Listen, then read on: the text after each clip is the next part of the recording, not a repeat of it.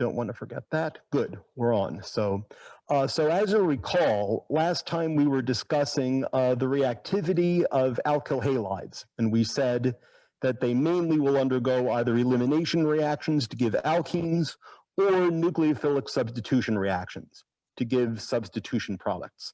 And like I said, we're going to use the idea of nucleophilic substitution later, so that's why I want to focus mainly on that as opposed to elimination reactions.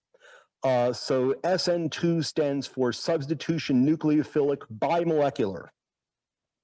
And what bimolecular means is that there's two molecules, two species involved in the rate determining step.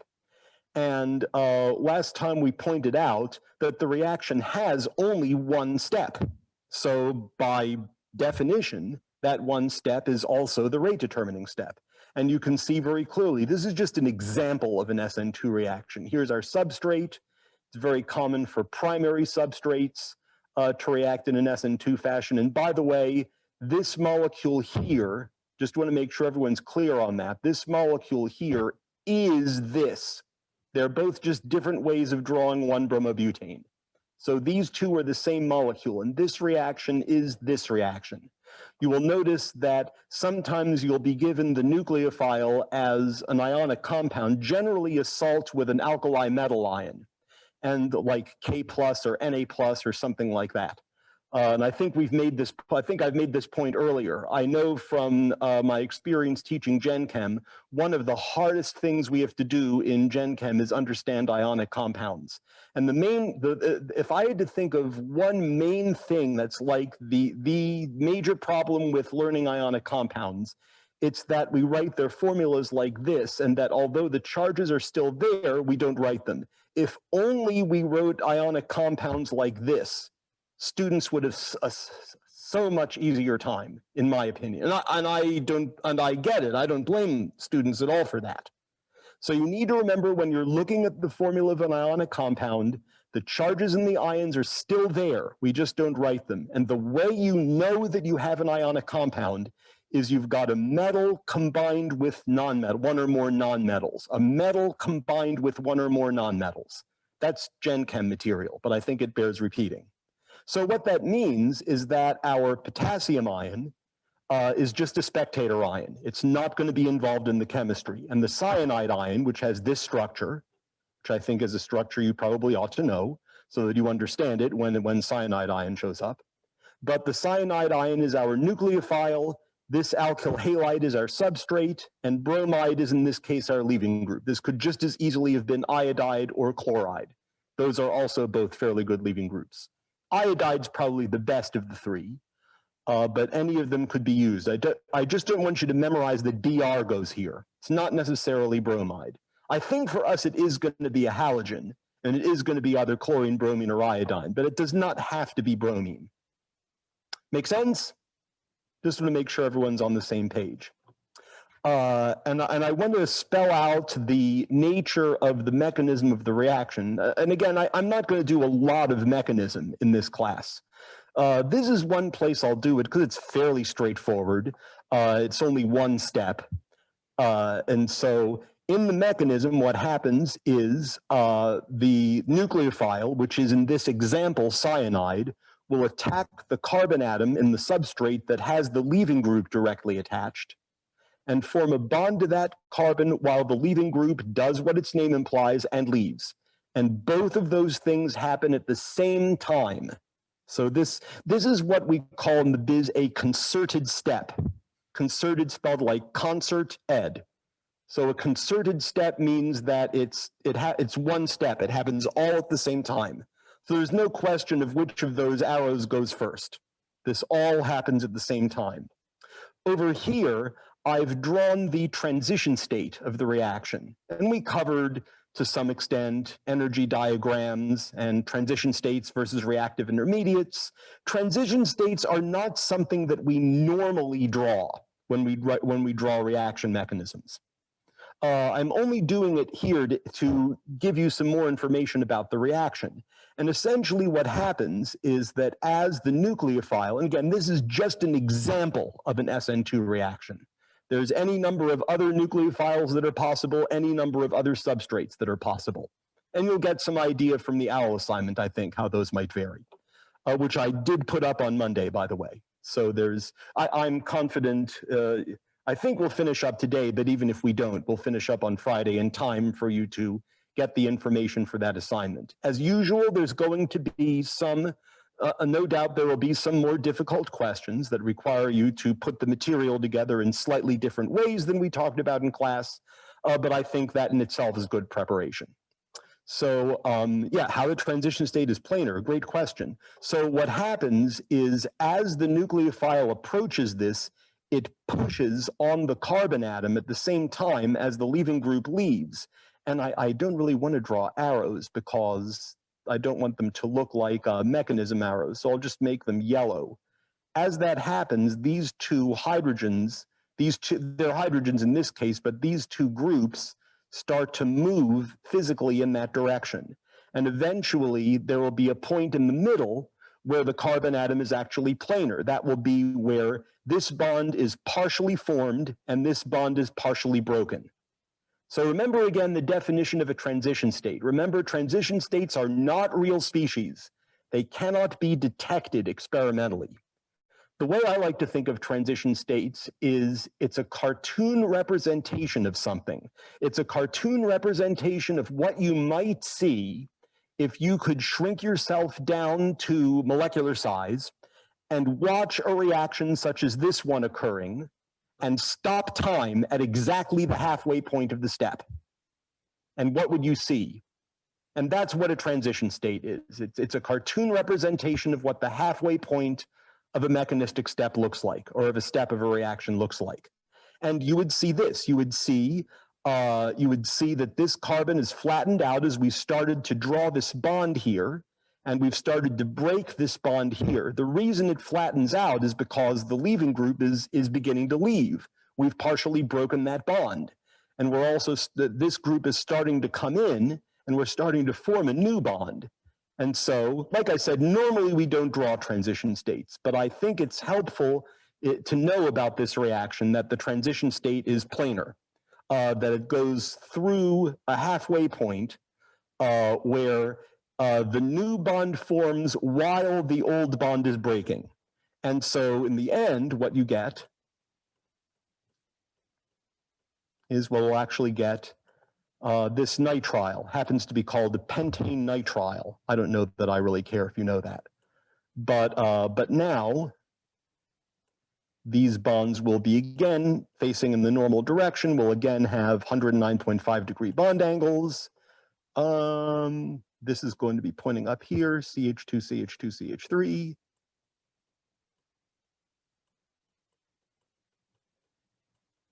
And really, this down here, really, this is just another CH2, right? This carbon's not chiral. The reason I'm mentioning all this, though, because you'll find it mentioned in the book, and it's not something I'm going to emphasize very greatly, but I do want you to understand what the book is talking about and what OWL problems are talking about when they make reference to that. If our starting material were chiral, this one is not. You can tell it's not because this carbon is a CH2. It is two of the same group on it, so it's not chiral.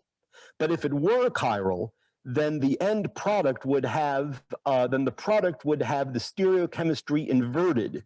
In other words, if you started out with a pure S enantiomer of a chiral starting material, then your product would be 100% R. And if you started with pure R, you'd end with pure S.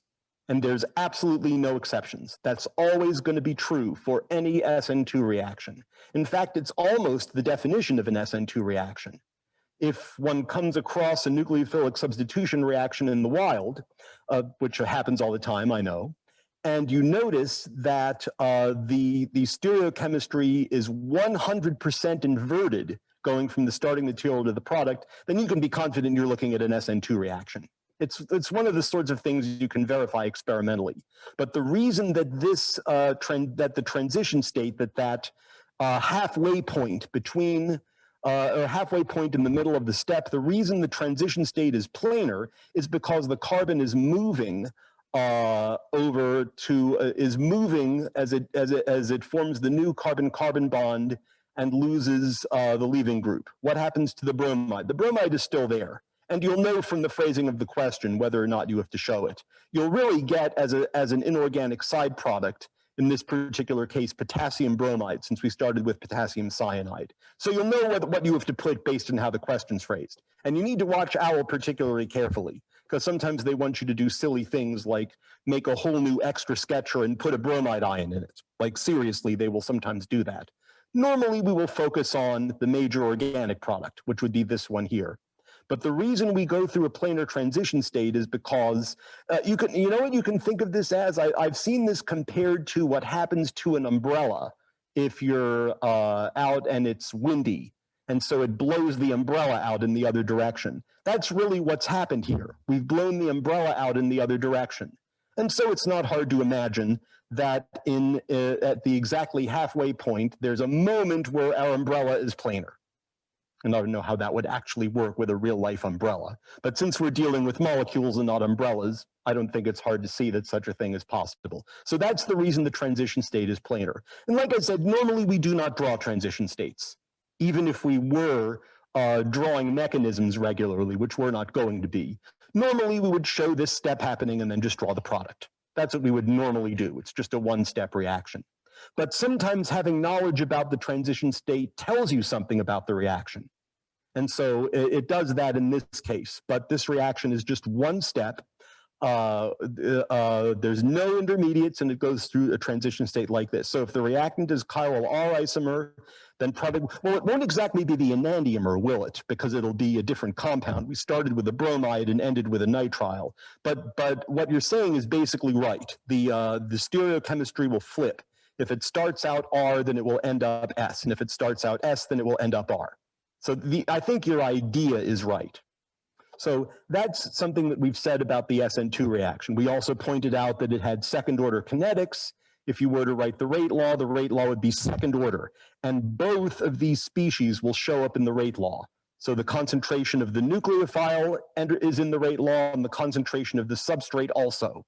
So that's what we mean when we call it an Sn2 reaction, when we say it's bimolecular. We mean there's two things that are involved in the rate determining step. Well, there is only one step, so that step has to be rate determining. It's just that simple.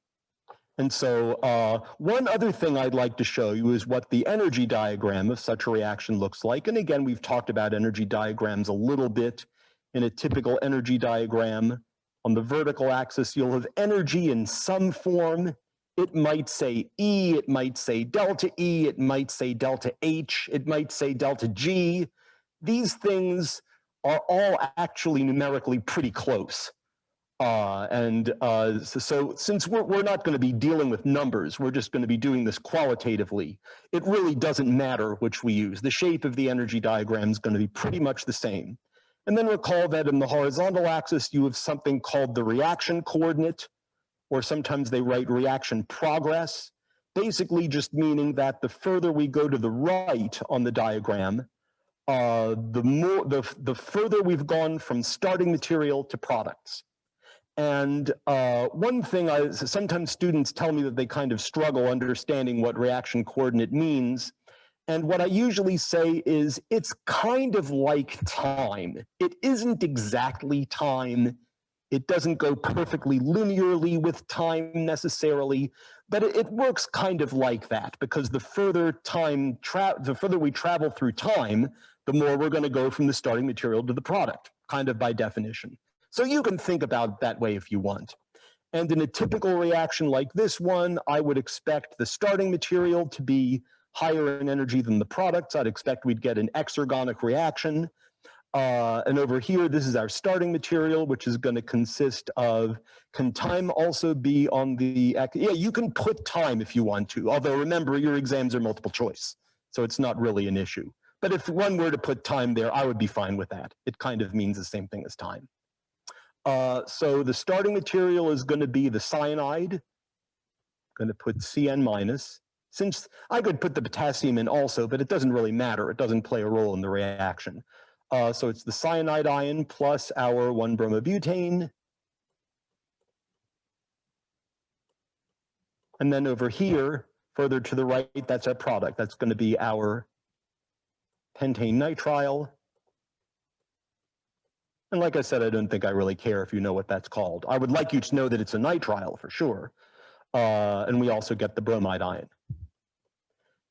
Now, it's as I've said multiple times, we organic chemists are kind of sloppy about balancing reactions for mass. You'll notice someone had almost remind me to put the bromide ion here, because I'm so prone to forget it because it's just an inorganic side product and it matters so little to me. But one place where we can't be sloppy at all about balancing for either mass or charge is with energy diagrams. We need to make sure that at every step along the way, whether it's starting material, whether it's products, whether it's intermediates, although we don't have an intermediate in this case, we need to be sure that at all stages we're balanced for both mass and charge. And I think you'll see that's the case. If you add up the formulas of all these and the formulas of these, you'll find they add up to the same. So we're balanced for mass. We're even balanced for charge, right? In both cases, we have a grand total charge of -1. Of course, there's not really going to be a total charge of -1. That would lead to electricity in a bottle and you'd get the worst electric shock ever. So I could just as easily have written KCN here and KBR over here. It means the same thing. The energy diagram is going to have the same shape. And anyway, at some point much higher in energy is going to be our transition state. And I would expect this would look like a very typical, I'm going to put TS for transition state. But otherwise, I would expect this to look like a completely ordinary one-step reaction that is exergonic or exothermic. So meaning that the products are lower in energy than the starting materials. The products are more stable than the starting materials.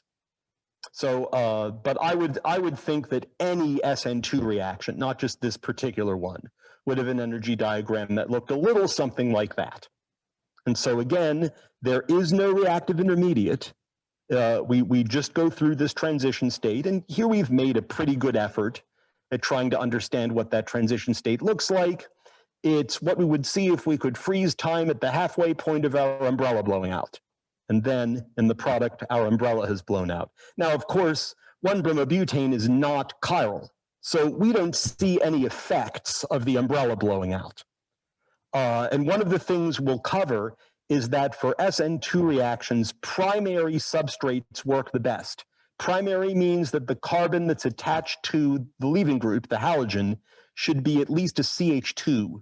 You want to have no more than one other hydrocarbon group attached. So you want that carbon to be primary. That's for best results. And I think actually last time we looked at one where the substrate was a methyl substrate. We used either methyl bromide or methyl iodide. That's, if anything, even better.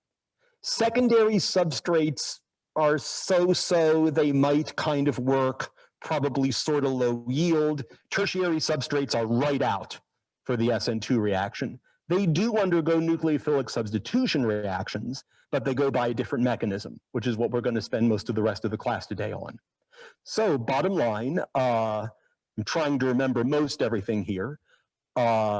The SN2 reaction, this stands for substitution nucleophilic bimolecular. Bimolecular meaning that there's two species involved in the rate determining step. And the reaction only has one step, so that step is by definition rate determining. This will have second order kinetics. If you were to write the rate law, it would be second order. It would be rate equals K times the nucleophile concentration times substrate concentration. And that's true for all SN2 reactions, no exception. And then if one were to draw the energy diagram for pretty much any SN2 reaction, I would think it would look something like that, more or less that shape. And that's about it. So that's the SN2 reaction. Maybe as we transition, see what I did there, to the SN1 reaction, I just want to point out one thing, because it's something that always got me confused at first, and I finally figured it out, or eventually I figured it out. So I want to avoid you guys going down that same path if we possibly can, which is remember that the 2 in SN2 and the 1 in SN1 refers to the molecularity of the reaction. It tells you how many molecules are in the rate determining step. Or if you don't like that, it tells you what the reaction order is. The Sn2 reaction is second order, the Sn1 reaction is first order. What it does not tell you is the number of steps, because unfortunately the Sn2 reaction is one step and the Sn1 reaction is 2 steps. So that's not what it's talking about. It's not talking about the number of steps. It's talking about the molecularity of the reaction or the order of the reaction, which are the same thing, by the way. So I just want to avoid you guys making that same kind of mistake. And with that, I think we're ready to go on to the Sn1 reaction. Good. All that stuff looks good, so that will make it to how is reaction order determined? Do you mean experimentally? Oh, well, what they do is, can I repeat that last statement? I don't know. I forgot. I wasn't listening. Was I talking about, it'll be on YouTube though. So you can stop the video, we're recording, so you can stop the video and reverse it and listen to me saying it however many times you like. But I've already forgotten it. I think I was talking about the molecularity of the reaction. But yes, that's what YouTube's for. You can go see it as many times as you like. Well, it happens, yes, especially after a certain age, although I'm not even sure I can use that as an excuse. I've sort of been that way. Forget what I immediately said for at least 30 years. Anyways, maybe even longer. Good. So I made the point earlier that tertiary substrates can undergo nucleophilic substitution, but not by an Sn2 reaction. It goes by a different mechanism, which is called the Sn1 reaction, standing for substitution nucleophilic unimolecular. And again, when I say the Sn1 reaction, I'm referring to a whole big class of reactions. But they're going to involve the same things. We're still going to have a substrate. We're still going to have a nucleophile. We're still going to have a leaving group. All that's going to be the same, and we're still going to get a nucleophilic substitution product. So all that is the same. The parts that are different would involve the mechanism. And if we took a typical tertiary substrate, let's say we took tert-butyl bromide, which is this guy.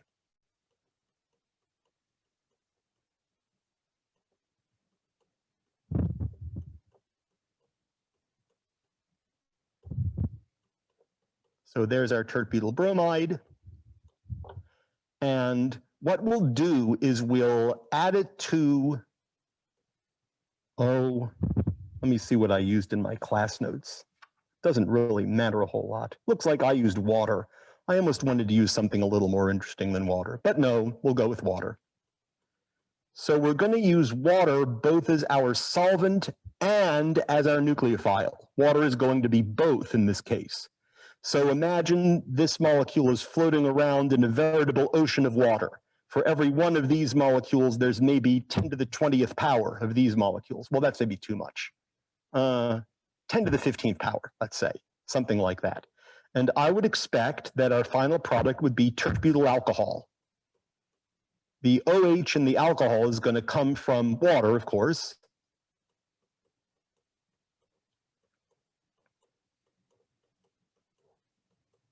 Oh, wait, CH3, sorry. Actually, I don't like that. Badly drawn. It's only a subtle difference, but I like to make it clear that it's the carbon that's attached in the CH3. That's better. And if you work out the mass balance, you'll see we also form HBr. And if you really wanted to be very picky, of course, HBr is really a strong acid. So it's going to break up into H plus Br minus, but there's no such thing as just H plus floating around by itself. Really, you're going to wind up making an H3O plus ion, hydronium, and a bromide ion. But you do get the elements of HBr. So that's the overall reaction. If you could think of it as this plus water gives this plus HBr, or if you even wanted to write it as this plus 2H2O gives this plus H3O plus Br minus, also correct. It's saying the same thing.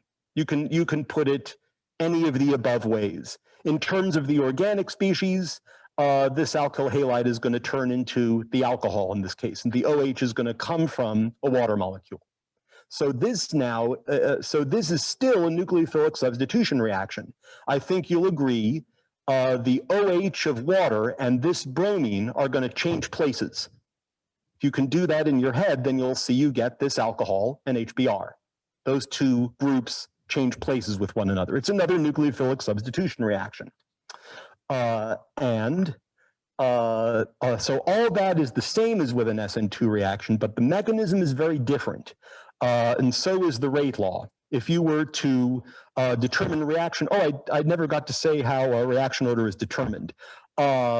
Usually that's done by, they sometimes do that in Gen Chem labs actually. What they'll do is they'll vary the concentrations of each of the reagents in turn and see what happens to how fast the reaction is. And they'll pick a reaction that you can tell, you can measure its rate pretty easily by change of color or something like that. And so if you double the concentration of one of the reagents and the rate doubles, it becomes twice as fast, well, then it has to be first order in that reagent. And using that type of method, you can easily experimentally determine that any Sn2 reaction is first order both in the substrate and in the nucleophile. If you doubled the concentration of either one of them, the rate would double. So that's how they tell that. Looking at any reaction equation, how can we say whether it's Sn1 or Sn2? Well, and that's exactly the question we're going to look to be able to answer by the end of class. What I would look for, I would say if the substrate is tertiary, like this one is, the definition of tertiary is this carbon, besides the leaving group, is bonded only to other carbons. There are no H's directly attached. But tertiary substrates like this one are only going to go by an Sn1 reaction. If you look at our examples earlier of an Sn2 reaction, those substrates were primary, meaning that the carbon attached to the leaving group had two H's directly attached. So I think we've defined those terms, primary, secondary, and tertiary for carbon compounds. Primary substrates prefer to go by an Sn2 mechanism. Tertiary substrates can't though, because remember how the Sn2 mechanism works. Our nucleophile is to come in from behind the leaving group and kick out the leaving group. Well, if there's all this spinach covering that carbon, as you will always find in a tertiary substrate, that's not going to work.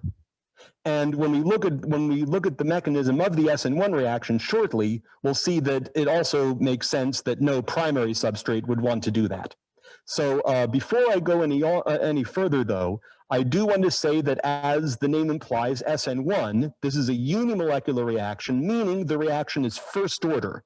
If one were to write the rate law, it would have only one concentration term in it. Rate equals rate constant times generically the concentration of the substrate. In this case, the substrate is tert-butyl bromide.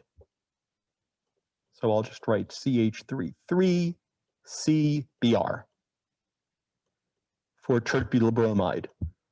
Wait a minute. So that's the only term. The nucleophile does not enter into the rate law. And actually that already makes sense. You may recall from some discussion of kinetics in Gen Chem that if something is in a very large excess, in other words, if it's the solvent, it's zero order in that term. It doesn't go into it falls out of the rate law. So it kind of makes sense. If water is our solvent here, then it's not going to be in the rate law. So, but I would look for a tertiary substrate. I would also typically look for the solvent and the nucleophile being the same thing. That's pretty typical for an Sn1 reaction. If the nucleophile is something different from the solvent, or the solvent isn't mentioned, then probably you're looking at an Sn2 reaction, especially if the substrate is primary or methyl. Those prefer to react by a bimolecular reaction. So what is the mechanism of this thing? Well, it's rather different. Okay, not completely different. I mean, there's still some similarities, but there are some noticeable differences between a typical Sn1 mechanism and a typical Sn2 mechanism. And the first step of an Sn1 reaction is simply, and again, I'm just using this as an example, this in water as an example. You'll see other examples in the OWL assignment. But the first step of an SN1 reaction is that the leaving group just leaves, unassisted by anything, unhelped by anything. It just falls off. And it can do that, certainly, if the solvent is polar enough, as it is generally with an SN1 reaction. And what you will get is a carbocation intermediate. I think we've seen these before.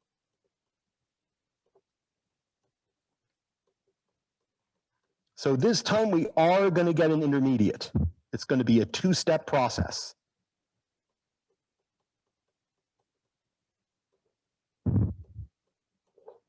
So there's our carbocation intermediate. Recall also that carbocations are planar. Remember, carbocation carbons are sp2 hybridized. So this thing is planar. It's all four of those carbons are lying in the plane of the screen. What I should also say is, and again, it's not a thing I'm going to emphasize really hugely, but since we touched on what if the starting material were chiral, this one's not, but what if it were chiral? What if we had just one enantiomer of something? Well, you're going to go through an achiral intermediate. This thing is planar. It can't be R or S. In order to be R or S, remember the definition we used. The carbon needs to have four different groups, which it doesn't, it is three groups, and it is to be sp3 hybridized. This is sp2. So even if you did start with something chiral, this isn't, but even if it were, once you get to that carbocation intermediate, game over. That chirality is lost. And so in the end, you would not get the same stereochemistry. You'd get a mixture of the two enantiomers. So that's another difference. And again, it's not something I'm going to lean on very heavily. I would like you to be aware of it. But it's a nice thing to know because it helps you compare and contrast the SN1 and SN2 reactions. So that's the first step. In the second step, your solvent, which is generally also your nucleophile, is going to attack and form a new bond. We have lone pairs on this oxygen. So see, in an SN2 reaction, these two things happened at the same time. In an SN1 reaction, they don't. We first lose the leaving group, and then the nucleophile attacks the resulting carbocation. And that brings up another interesting question, which I'm sure a couple of you have already thought of. Can you get the opposite happening? Can you get the nucleophile attacking and then the leaving group leaving? Great question. Answer is no. That's not going to happen. Because if you think for a moment, if we did that, if the water just came in here and formed a bond, then carbon would have 5 bonds, and that's no good. So the opposite does not happen. But here,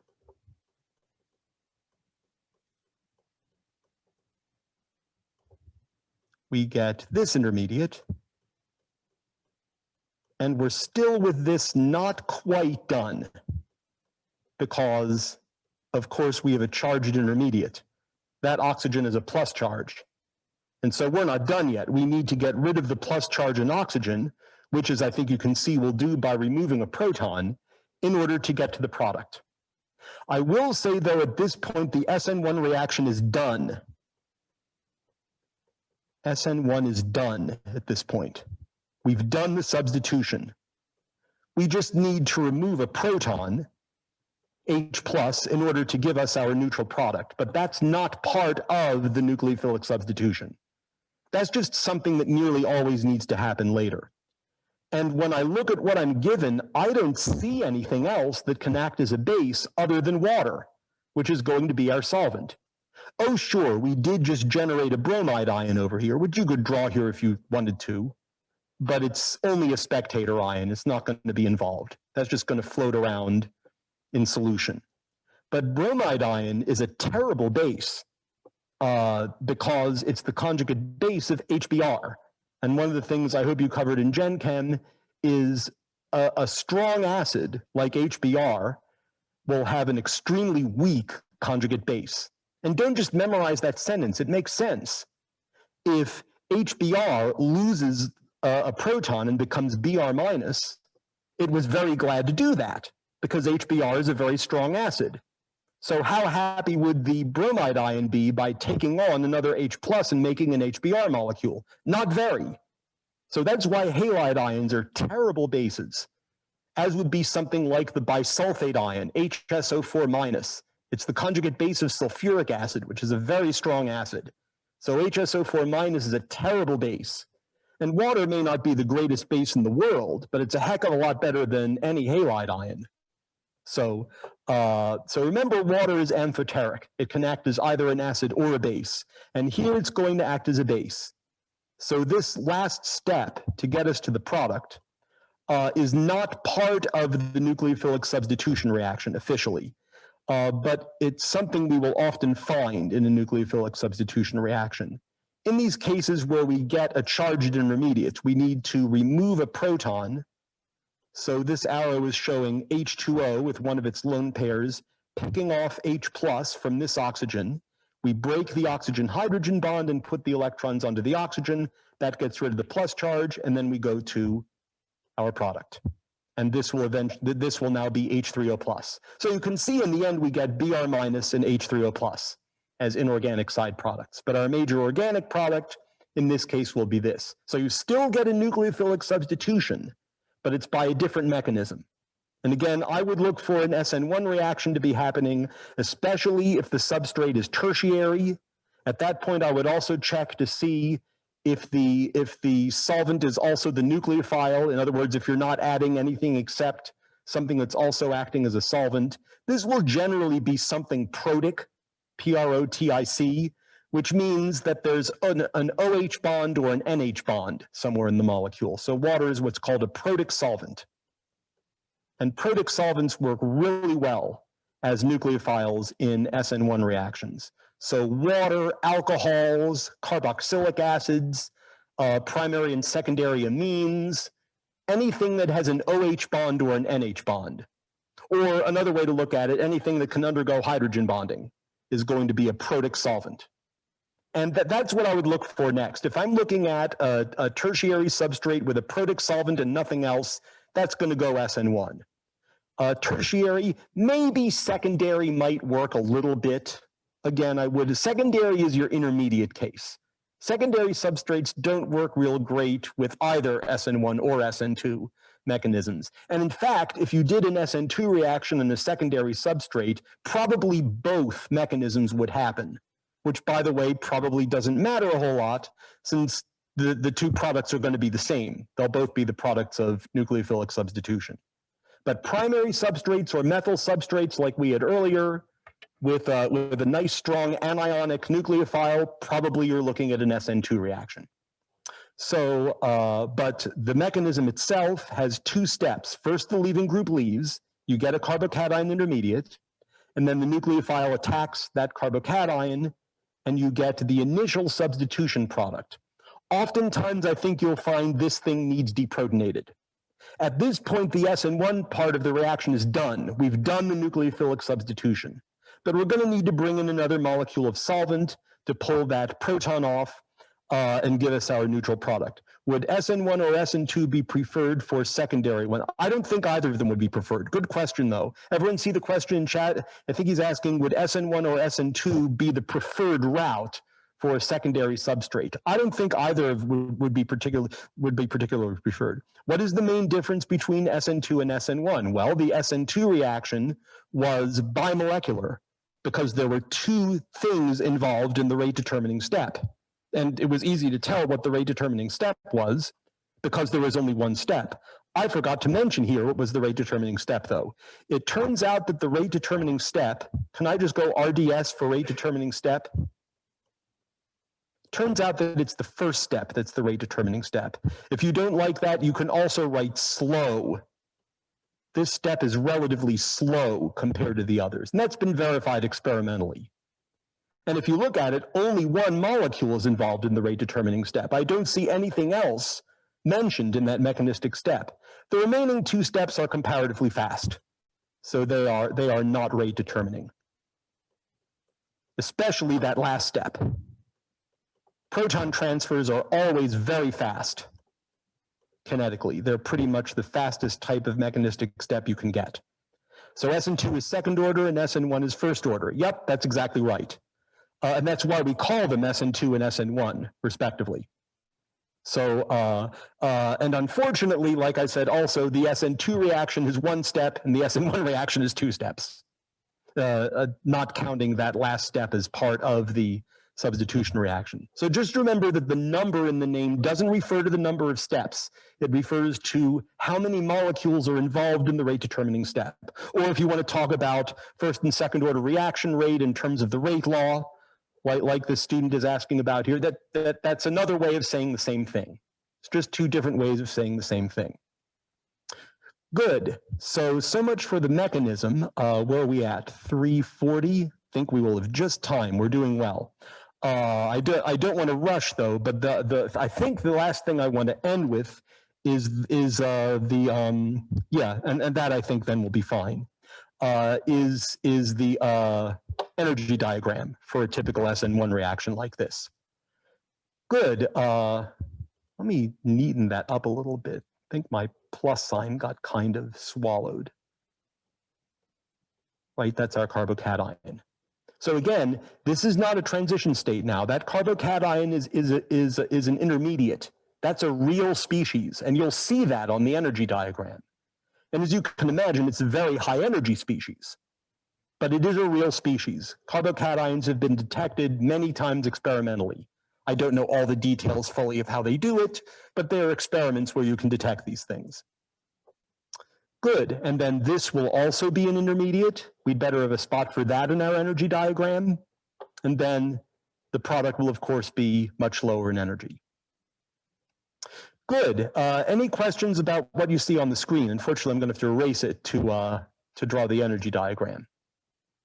But you can just pause me on YouTube, and I will then stand there like this until you unpause me.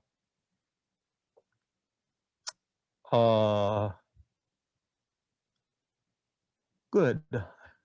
Not seeing any questions coming up. But again, the main thing, another main thing I want to focus is Sn1 and Sn2 are essentially types of reactions or reaction classes. I'm only giving examples of each of these. So I don't want you just memorizing this reaction. I do think, though, that any Sn1 reaction you're given is going to look something like this, most likely. I'll bet you anything that the starting material is tertiary, better be at least secondary, but probably tertiary. I'll bet you anything the nucleophile is also the solvent and a protic solvent at that, pretty typical.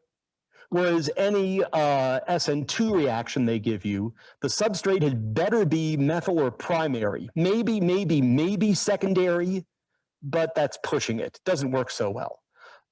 And the nucleophile is probably going to be a nice anionic nucleophile in almost all cases. Those work the best for Sn2 reactions, and you will not have a protic solvent. You'll have some, if the solvent is mentioned, it's not going to be protic in that case. Good. Can we go over how to compare stability of molecules? Yes. So how do I know that this is less stable than this?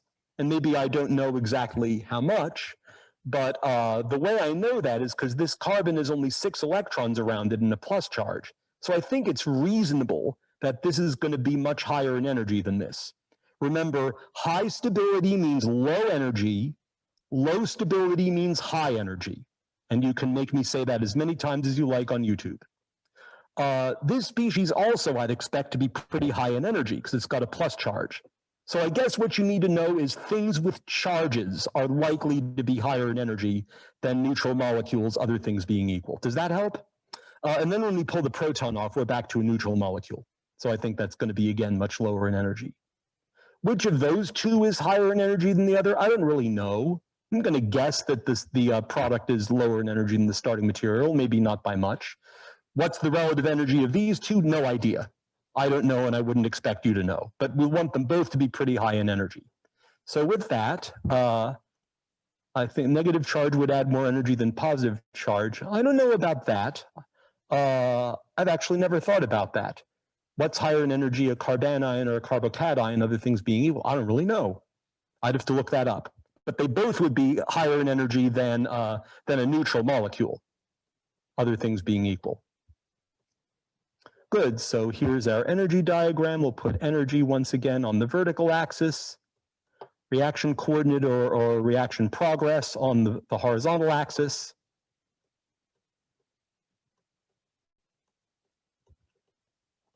And now we've got a couple different places here. Let's put our starting material here. So this is what? This is our tert-butyl bromide. I'm just going to use a line angle drawing. And I'm going to add also, since I think it will allow us to balance for mass, I'm going to add 2 waters to it. Since although we're often not really picky about balancing for mass, with energy diagrams, we have to be picky. And then at some point significantly higher is going to be our first intermediate. That's going to be the tert-butyl carbocation. And we will also have a bromide ion and still 2 waters.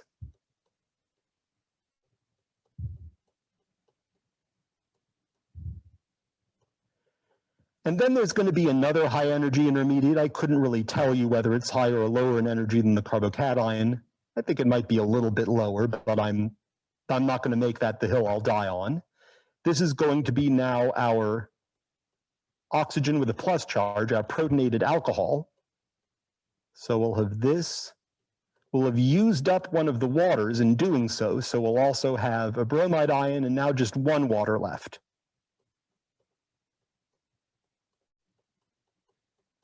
And then that water is going to be the one that we'll use to pull off the proton. And so somewhere down here is going to be our product. It'll be tert-butyl alcohol plus, is Sn, oh, I'm making this one exothermic. I'm just sort of assuming all of these reactions are exothermic. Or exergonic anyway. It might be endothermic, but I'm assuming it's exergonic. And so we'll have H3O plus and Br minus. And so now we've balanced it entirely for mass. And so these are the 4 species. So the first step is going to go through a transition state from the starting material to that carbocation. I then would expect that to go through another transition state, which I have no idea whether it's higher or lower than the previous one, but it will go over an energy barrier for sure of some kind to get to the second intermediate, the one with the oxygen with a plus charge. And last but not least, there will again be some transition state between that second intermediate and the product. And then just a reminder, at this point, the SN1 reaction is technically already done. This is something that I'm not real fond of how most textbooks explain this. Sometimes they telescope 2 steps together here, and I'm not really a fan. It's these 2 steps that are the actual SN1 reaction officially. And the SN1 reaction is officially done after we get to that species with the plus charge on oxygen. The SN1 is over, but we still need to remove that proton in order to get to our final product. So I think any SN1 reaction would look something like that in terms of its energy diagram. So mainly what I'd say to focus on is certainly make sure that your 2 intermediates are both much higher in energy than either the starting material or the product. I think as long as you do that, you're on very solid ground. And with that, I am out of time. Do SN1 always have 2 transition states? I think so. Wait, isn't there 3? Here's 1 transition state. We're not really going to focus on what they look like this time since there's so many of them, but I think there's 3, right? Because there's 2 steps. So 1, 2, 3 steps. For every step, you're going to have a transition state. Notes is 3, but proton transfer, right, exactly. Yeah, the class notes say there's 3 steps, but that 3rd step isn't technically part of the SN1 reaction. And I know that's a little more complicated than what the book says, but I think it also is the advantage of being true. So that's the only reason I'm harping on that. But I think that will at least be enough to get you guys started. I am out of time, so I will see you all on Friday.